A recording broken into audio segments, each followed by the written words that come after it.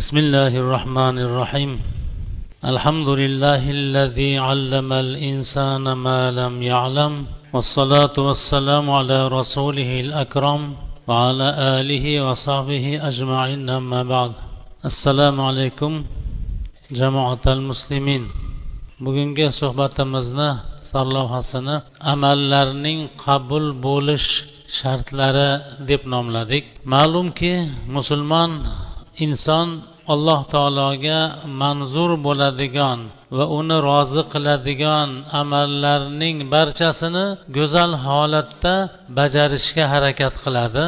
Solih amal iborasi Qur'oni Karimda 200 dan ortiq o'rinda va hadis-i shariflarda juda ko'p tilga olingan va bu narsaga dinimizda o'ta ahamiyat berilgan. Solih amal desa ba'zilar faqat namoz, ro'za, zakot, haj va boshqa ibodatlarni tushunadi. Solih amal degani juda ko'p narsani o'ziga qamrab oladi. Misol uchun Allohni va uni rasulini yaxshi ko'rish, qarindoshchilikni bog'lash, qo'shnichilik haqlarini ado etish, yetimlarga, faqirlarga, hatto jonzotlarga yaxshilik qilish hammasi solih amallar doirasiga kiradi.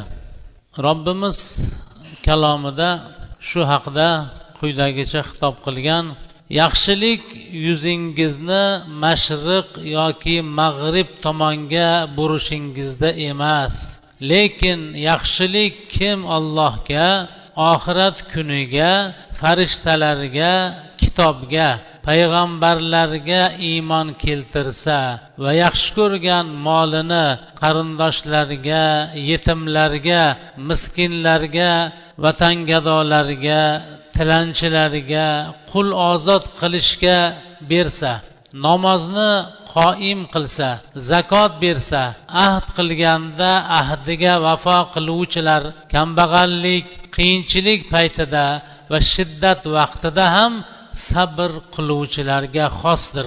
Ana o'shalar sodiq bo'lganlardir, ana o'shalar taqvodorlardir.